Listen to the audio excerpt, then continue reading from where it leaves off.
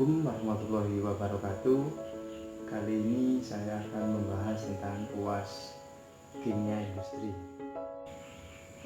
Jelaskan prinsip dasar pemisahan produk minyak bumi sehingga dapat diperoleh produk akhir berupa aftur, bensin, dan lilin. Prinsip dasar yang digunakan dalam proses pengolahan minyak bumi adalah perbedaan titik didih fraksi-fraksi penyusun minyak bumi sehingga minyak bumi dapat diolah dengan destilasi bertingkat.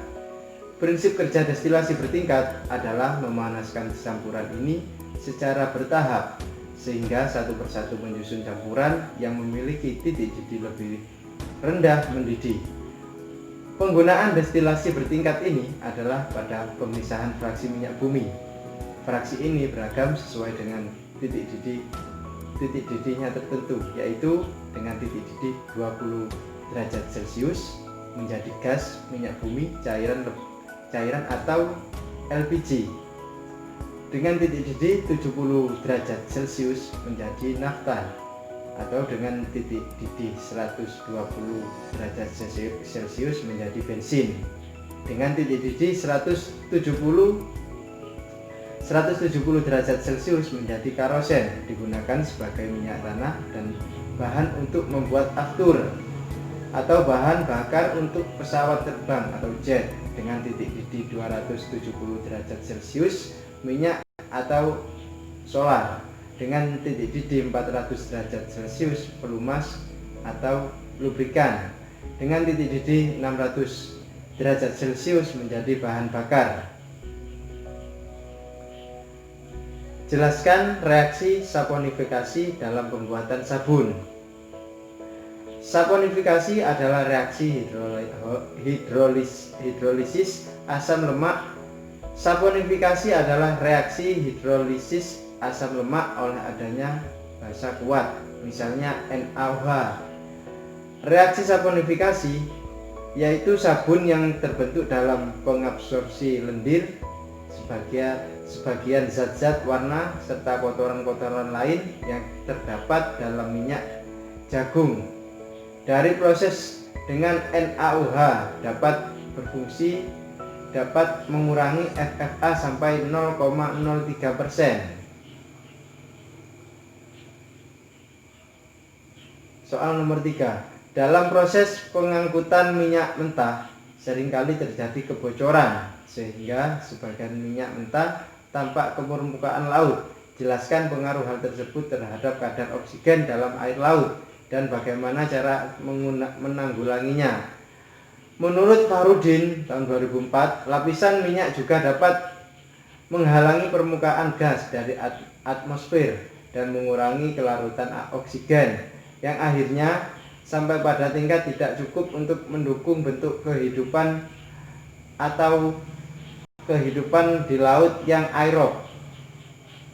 Upaya-upaya untuk pencegahan dan penanggulangan bahaya tersebut oleh negara-negara di dunia diakui bahwa prosedur penanggulangan, partisipasi unsur terkait termasuk masyarakat, teknis penanggulangan, komunikasi, koordinasi, dan kesungguhan untuk melindungi laut dan keberpihakan kepada kepentingan masyarakat menjadi poin utama dalam pencegahan dan penanggulangan pencemaran minyak.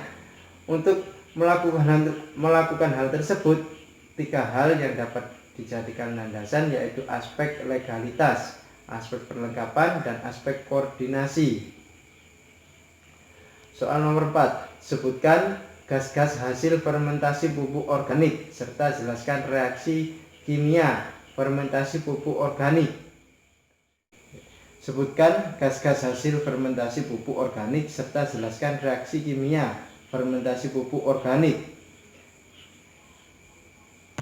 Gas-gas yaitu seperti gas-gas metan atau dengan disebut CH4, atau juga dengan gas karbon dioksida dengan sebutan kimianya C2O. Reaksi kimia fermentasi pupuk organik menggunakan proses fermentasi yang mana perubahan enzimatik secara anaerob dari suatu senyawa organik dan menjadi produk organik yang lebih sederhana.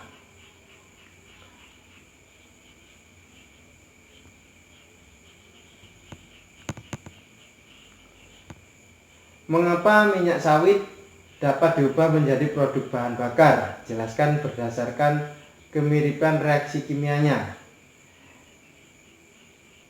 Jawabannya Mengapa minyak sawit dapat diubah menjadi produk bahan bakar? Jelaskan berdasarkan kemiripan reaksi kimianya. Minyak sawit dapat berubah menjadi bahan bakar sebab Indonesia terus melakukan upaya untuk menciptakan sumber energi baru ramah lingkungan sehingga dapat ditemukan minyak sawit yang dapat berubah menjadi bahan bakar dengan menggabungkan sumber bahan bakar alami dengan sumber bahan bakar fosil atau diproses di dalam kilang sehingga menghasilkan bahan bakar ramah lingkungan. Berdasarkan kemiripan reaksi kimianya, percampuran langsung CPO atau disebut crude palm oil dengan bahan bakar fosil dikilang secara teknis lebih sempurna dengan proses kimia sehingga menghasilkan bahan bakar bensin dengan kualitas lebih tinggi karena nilai oktan mengalami peningkatan. Demikian untuk soal UAS dan pembahasannya. Saya akhiri. Wassalamualaikum warahmatullahi wabarakatuh.